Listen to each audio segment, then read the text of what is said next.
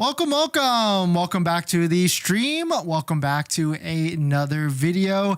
Just a quick announcement, it's not going to be quick, but Tesla has changed some of the qualifications for the $7,500 federal tax credit, and some vehicles that are posted on Tesla's website do not qualify for the $7,500 federal tax credit. I know the title says Model Y, but actually some Model 3s also do not qualify for the federal tax credit. So there's one thing to be aware about. Most likely Tesla is not going to give you, if you've got a pending order on this, they're not going to give you one of these vehicles, especially because most people are looking for that $7,500 federal tax credit. So we're going to get into that plus a variety of topics. But before we do that, let's roll that intro really quick.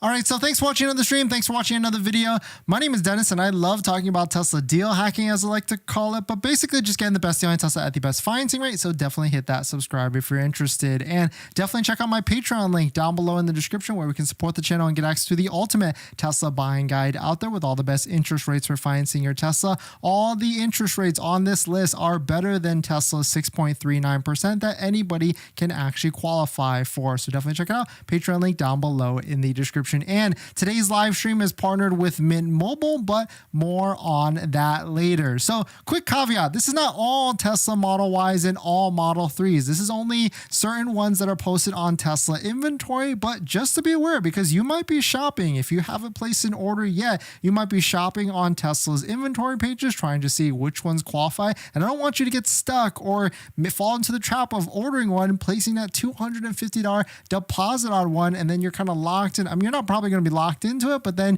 you might have a bad taste or even bad experience when you are going through and looking to buy it. Of course, quick tip, shout out to Brett for sending this DM to us last night or yesterday, actually way earlier yesterday. I wish I saw it, but thank you to Brett for sending it to us that Tesla has removed a lot of the vehicles, or removed the $7,500 federal tax credit for a good amount of vehicles that are Model Y and Model 3. But shout out to Sawyer Merritt. It seems like there's more to this than just removing it or just willy-nilly taking it off of the website. Quote, Tesla is now manufacturing variants of the Model 3 and Model Y in the US that do and don't qualify for the $7,500 federal EV tax credit. Customers can claim eligibility of the credit will be matched with a VIN of the car that qualifies, and those who are not eligible or don't opt in for the credit will get a non-qualifying VIN. Qualifying Model Y long ranges and Model 3 long ranges use Panasonic batteries,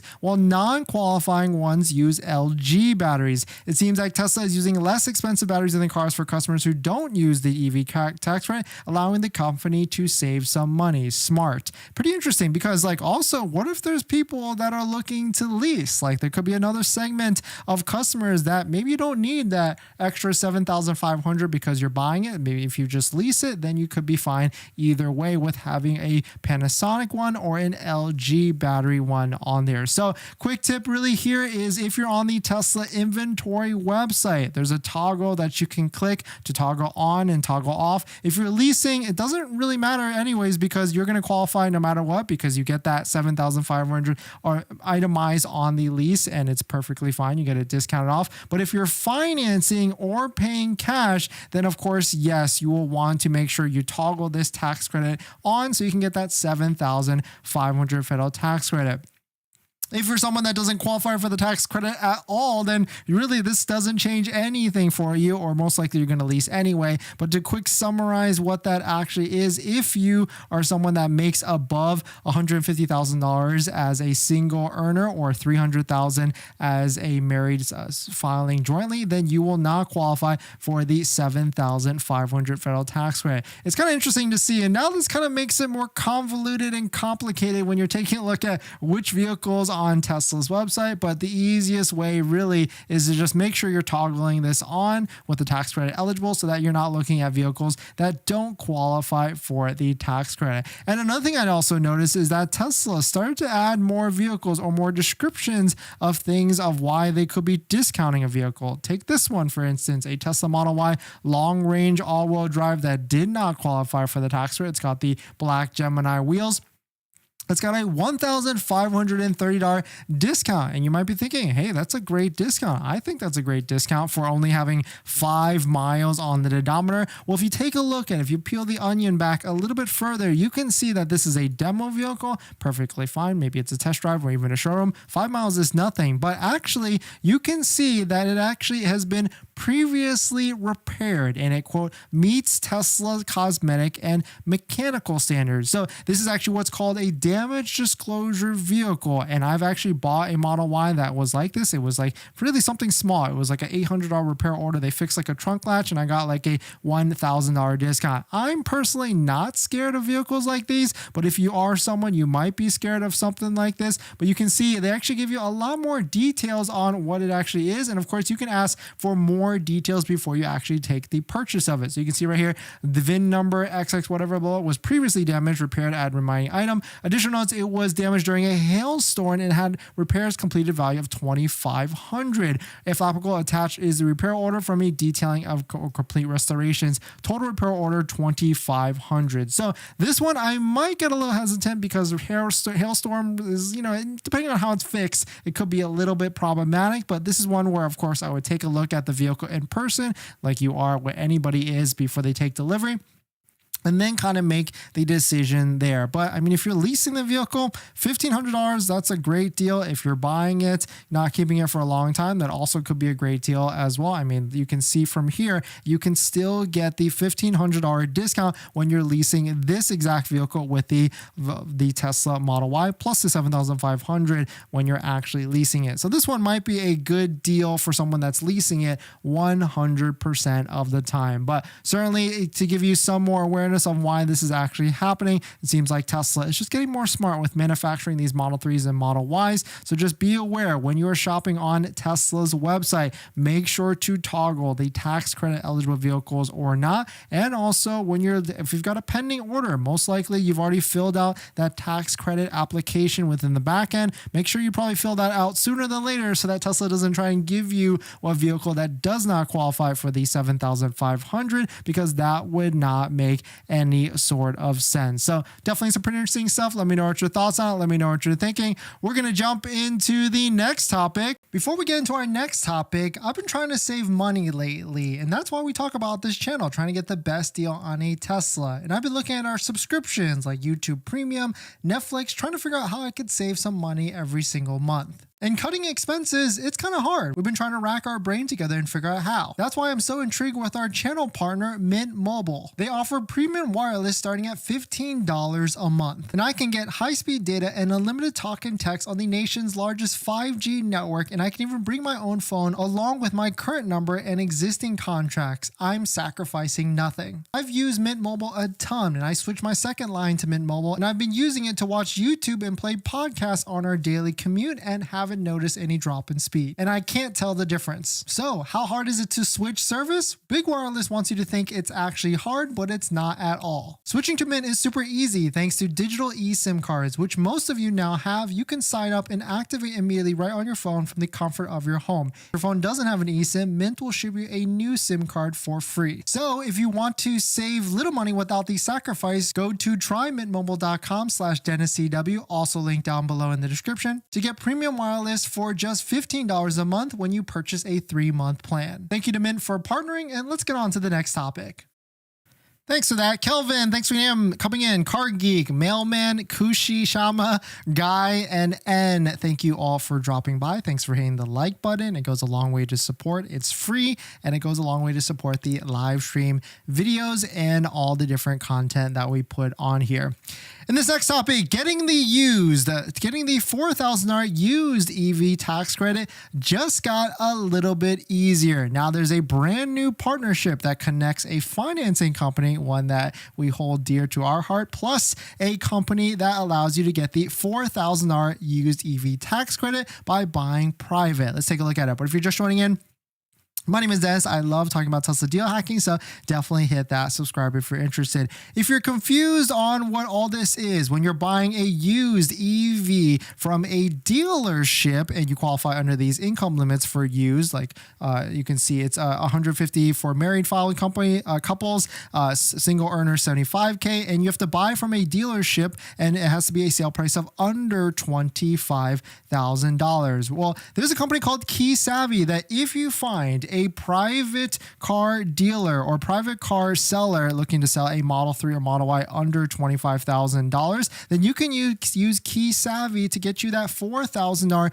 used EV tax credit. Key Savvy acts like that in-between dealer so that you can still qualify for that $4,000 EV tax credit. But you still might be wondering, how are you going to finance this vehicle? Well, that's where channel sponsors like Tenet come into play. Tenet is one of the lowest ways you can get a lower monthly payment, and they can do this by deferring a portion of loan. They are also a Tesla approved financing partner, and now they've inked a partnership with Tenet Energy and Key Savvy to provide affordable EV financing for private car buyers and sellers. So now it seems like you should be able to get the financing and your $4,000 EV tax credit all within one, which is a good thing to do because now you can get all the different financing numbers for payments and everything all together in one platform. So really exciting news to see that both of them have come together with this. And I bet if you're looking to buy a used EV, now it is the best time to try and use both of these products to try and get that $4,000 EV tax credit. So definitely some pretty interesting stuff. Let me know what your thoughts on it. We're going to jump into the live stream comments. Kelvin, I'll get delivery tomorrow and I'll have the 7,500 tax rate and 3.5%. Nice. Oh, you're saying you would buy it if you got both of those. Yeah, that'd be a great. I do think like a 2.99 or something like that is coming back for Model Y. Car, great for those who want to sell their Model Y. Not good for those who want to buy a Model Y. Yeah, now buying a Model Y or Model 3 on the new side, there's just more inventory out there. So don't get confused with all the different nominations or all the different things between that. Mailman, be prepared to witness crazy pricing from Tesla now. Well, I don't think so. Well, maybe actually. Now we're going to see some, actually you're right. Now we're going to see like vehicles that don't qualify for the tax credit with bigger discount than vehicles that do qualify for the tax credit. So I see what you're saying there because some vehicles will qualify and some won't. So it's going to get all confusing. Guy, which battery charges faster and better? I hear Panasonic. Yeah, I think I've heard the same thing as well. Kushin, oh no, I'm screwed now. My luck sucks. No, don't worry. It's still, Tesla will figure out a way with all the different inventory out there. And does the Model 3 qualify for the regular 7,500 credit, or is it just the business tax credit like it says in inventory? It really depends. If you are someone that is looking for a Model 3 long range or Model 3 performance, then yes, it qualifies for the 7,500 federal tax credit. If it's Model 3 rear wheel drive, then no, it doesn't qualify for the tax rate unless you lease the vehicle, then you get it on the lease. Tech, do you think removing the tax rate on some new models will impact the price of used models? I don't think so. I think the prices of used models are going to go lower and lower, so I really don't think it's going to have any other difference. Furcon, have you heard of people that operate DoorDash, Uber type business like that use the business tax rate for Tesla? Unfortunately, I have not, but definitely check out Tenet, which is a channel sponsor. They've got a whole business section as well down below. You can see if you're looking to apply as a business, you can grow your fleet or grow your Uber or whatever business on top of that. If you want to see what that offer is, definitely hit the apply button on the top right for a soft inquiry check so that you can get your offer and see what low payments they can actually get. And thank you to Tenet for sponsoring this video and a bunch of other videos this month. Brian, if we locked in the order before this, do you think we'll still qualify for it? Yes. Just make sure, go within the app. If you haven't filled out the pre-delivery stuff yet, there's a specific part within the app that makes you fill out the credit, not the credit application. Don't fill out the credit application if you get a VIN, but there's a specific part within the app that makes you fill out the tax credit information. Make sure to fill that out because that's the worst. If Tesla gives you a VIN and then you get all the way to delivery, like, oh, actually this vehicle doesn't qualify for the tax credit. And that would be super annoying at the end of the day. But if you're just joining in, everyone, welcome. Now there's going to be sub-segments of inventory of Model Ys and Model 3s that do or do not qualify for the 7,500 federal tax credit. So if you've got a pending order, really the thing you need to do is fill out that fill out that tax information within the back end of the app as a pre-delivery tax. task. If you haven't placed your order yet, you need to go to the website and toggle tax credit eligible vehicles, especially if you're paying cash or financing, to make sure you get the vehicle that makes the most sense, that you can get the $7,500 federal tax credit. If you're leasing, it doesn't matter. You can do whichever you want. But I do foresee, now that someone has brought it up in the chat, we're going to see discounts all over the place now. We're going to see vehicles that have bigger discounts because they don't qualify for the tax credit, which I guess maybe it won't change, because then you can still lease those. And then we're going to see vehicles that don't have any sort of discount because it doesn't qualify for the tax credit. In this next topic, Tesla is in talks with Michelin to test a brand new airless tire. Let's take a look at it. But if you're just joining in, my name is Dennis. I love talking about Tesla deal hacking, so definitely hit that subscribe if you're interested. Shout out to Sawyer for posting this. Tesla is in talks with Michelin to test an airless tire. This is actually from Not a Tesla app, and this looks like a crazy concept design. But I'm wondering here, will it actually be more better? Will it be more comfortable? Will it make more sense for this? I mean, the videos look pretty cool, and maybe it's going to be more of a smoother ride. It says they last longer, and it seems there's a certain amount of benefits. Okay, so lighter and more aerodynamically efficient than the regular tires. So really cool to see if this actually comes out and if it actually lasts longer. And I bet this is going to be more expensive, at least from the get-go for sure. Here's another post from Cyber Mike. Michelin has been in talks with Tesla about testing its airless tire technology called UPTIS. UPTIS is designed to eliminate the risk of flat tires, blowouts, in passenger vehicles. I like that, which could be a good fit for Tesla's future cyber taxi. Michelin also claims that UPTIS tires can last 3 times longer than standard tires. That looks pretty cool. It sounds pretty cool as well. I mean, I guess we'll start to see when this actually comes out. I guess the only frame of reference we have is that airless basketball that some other people were testing, and that looks pretty cool as well. But definitely some pretty interesting stuff. Let me know what your thoughts are. Let me know what you're thinking. We're going to jump into the next topic. Brian, if not, I have an LLC so I wouldn't be able to get it that way. Yeah, you should be able to get it that way. Is the Model Y performance affected? No, it is not affected. It seems like now there's going to be a mix of vehicles that do qualify and vehicles that do not qualify for the $7,500 federal tax credit. GNK Studios, how do you know which Model Ys are affected? It's pretty easy. If you have a pending order, all you have to do, go into the back end of your app and do the pre-delivery task to fill out the tax credit form so that you're eligible, and so that Tesla does not give you a vehicle that doesn't qualify for the $7,500. If you haven't placed your order yet, go to Tesla inventory and then just toggle this tax credit eligible vehicle so you can scroll through and see which vehicles qualify, and you'll start to see like some of them have a nice $100 discount on the vehicle, so that you aren't matched with it, and so you don't accidentally select one of them that do not qualify for the $7,500 federal tax credit, because that would suck, I guess.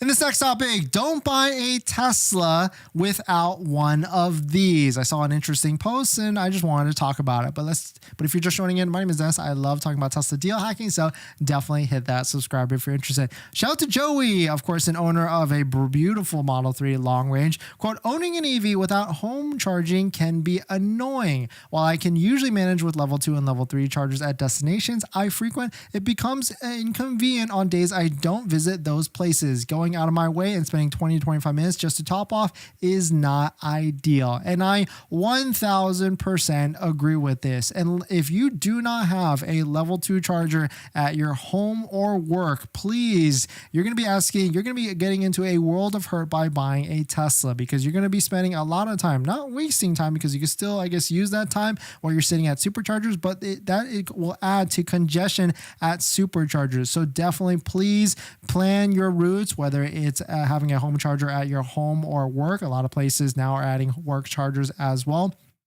Because supercharger, not only does it add time to your fuel process or fueling up, you're going to be adding a lot of costs as well. I would say charging at a supercharger is not cheap at all, and it's still about the same cost as owning like a hybrid vehicle with spending gas and all the different things like that. And so I'm not sure I would own my Tesla as well. Like, shout out to Jeremy for posting this. I don't think I would own a Tesla without home charging, because charging at home adds a lot more time than charging at superchargers. And so certainly, please please figure this out, whether it's at your house or at a workplace. And if you need an installer in the Southern California area, shout out to Smart Plug EV, hit up the owner Mario and ask for the Dennis deal so that you can get an installation for your Tesla wall charger. I really like Mario because he is one of the few out there that is a Tesla authorized installer, which gets you longer warranty when you install a Tesla product. And in terms of what charger to actually recommend and get, I used to say go with like a third-party wall box or something like that, but now I've gone through that and I've had a wall box and it was okay. And so now I would say get a universal wall connector. It's the best. It's the most sustainable because now there's still vehicles with both types of plugs. And either second choice would be just the regular Tesla J177, sorry, not the regular Tesla NACS wall charger, because that's a little bit cheaper and you can get some deals on some of those. But definitely some pretty interesting stuff. Let me know what your thoughts on it. We're going to jump into the live stream comments, but before we do that, this video is actually sponsored by my Patreon link. Down below in the description is the Patreon link where you support the channel and get access to the ultimate Tesla buying guide out there with all the best interest rates for financing your Tesla, all better than Tesla financing, all better than Tesla's 6.39%, and some of them as low as 4 to 5% that anybody can actually qualify for. And you can schedule a phone call with me where we can go over your exact buying situation, and I respond to all DMs in the Patreon app. So if you've got a quick question, you can ask it in the Patreon app. So definitely check out Patreon app down below in the description. But if you're just joining in, welcome. Tesla has made it more complicated on how to buy a Tesla vehicle, but here's the reason why. They probably saw that some vehicles don't need the better batteries, or not better batteries, need the batteries that qualify for the $7,500 federal tax credit. And there's a subset of owners that don't even qualify for the tax credit or don't care about it. And so certainly they've now building sub vehicles, sub models, or sub trims that qualify for the 7,500 and some that do not. So the best way to kind of circumvent this so that you don't end up with one that doesn't qualify if you qualify is go to Tesla's website, toggle the tax credit eligibility vehicles right here. So that way, if you're choosing and searching and shopping, you're not going to accidentally order one and waste that $250, which I feel like Tesla would work with you, and getting a vehicle that does not qualify. If you're someone with a pending order, whether it's Model 3 or Model Y, please, the first thing that you could do right now so that they don't give you one of these is fill out the tax credit pre-delivery tax so that they can know that you are someone looking for the tax credit. Unless you're someone that's leasing the vehicle, then it just doesn't matter at the end of the day and is probably going to qualify either way. But definitely some pretty interesting stuff, and interesting to see that Tesla has changed the script on this. And I guess maybe we can say it's smart because now they realize that they can be building these to save money. Vivi, how soon do you think Teslas will actually full self-driving when you're able to watch TV or something? 5 years. Firmacone, if you had to get a gas vehicle, which one would you get? Probably a Porsche, but that's like 10 years from now or something like that. I think that's one of the vehicles on like the dream list that maybe in the future we will get to, but it just doesn't make sense at this moment right now with Porsche. But you can see on the channel, we've had BMWs, GTRs, interesting vehicles. If you scroll way back into the videos on the channel, probably really back because we posted so much in the past couple of years.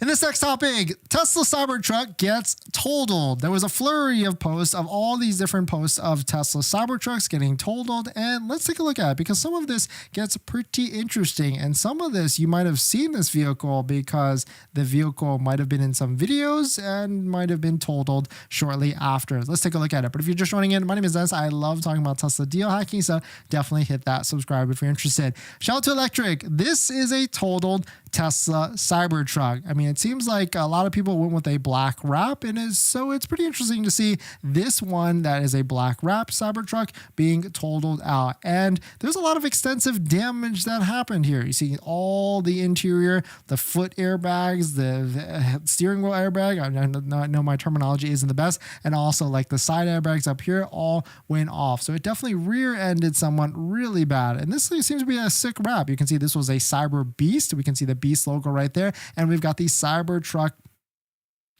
decals on the back as well, but pretty unfortunate to see. And actually there's two Cybertrucks that have actually come up at auction. This one was actually flooded, apparently flooded, because we can see the flood line which is underneath the cabin. And I'm wondering, is this the Cybertruck? You remember how there was a Cybertruck that was driving through basically a lake and the water went all the way up to the front? Is this that same Cybertruck that went through that different process and unfortunately ruined it? We're seeing more and more Cybertrucks starting to get in accidents now. It seems like this one, I don't know if it won against a Camry, but I think it seemed to do pretty well against a Toyota Camry. You can see there's not much damage, maybe damage just on the lower bumper part, and where the Camry, ooh, ouch. So hopefully everybody is safe in that one. But these Cybertrucks have popped up at the auction site, so you could buy them if you want to. It's on IAAI, and you can see what types of prices these could be going out with. But definitely some pretty interesting stuff. Let me know what your thoughts on it. Let me know, what do you think these repair costs would be on these? And do you think it would be a good deal to actually try and buy one of these to fix them up? Maybe not, but it seems like parts for Cybertruck could be a relatively lower cost as well. But definitely some pretty interesting stuff. We're going to jump into the live stream comments. Jake, any chance that a Tesla Model 3 rear-wheel drive gets replaced with a tax credit eligible long-range rear-wheel drive, just like what happened with the Model 3? Any chance that gets standard Model 3 gets eligible next month? I mean, I can say this. Probably Tesla's working pretty hard to try and make the Model 3 rear-wheel drive eligible. And you can see they're getting crafty with swapping batteries out into certain vehicles, trying to figure out what configuration actually works. So I could see the Model 3 rear-wheel drive becoming qualifying for the $7,500 federal tax credit by the end of this year. If I were a betting man, maybe like 50% bet on by like November 4th quarter, I could say, just to try and push as many sales by the end of the year, because that could make some sense. But thanks for jumping in, everybody. Thanks for supporting. Thanks for hitting the like button in the comments and everything. And I'll see you guys in the next one. See ya.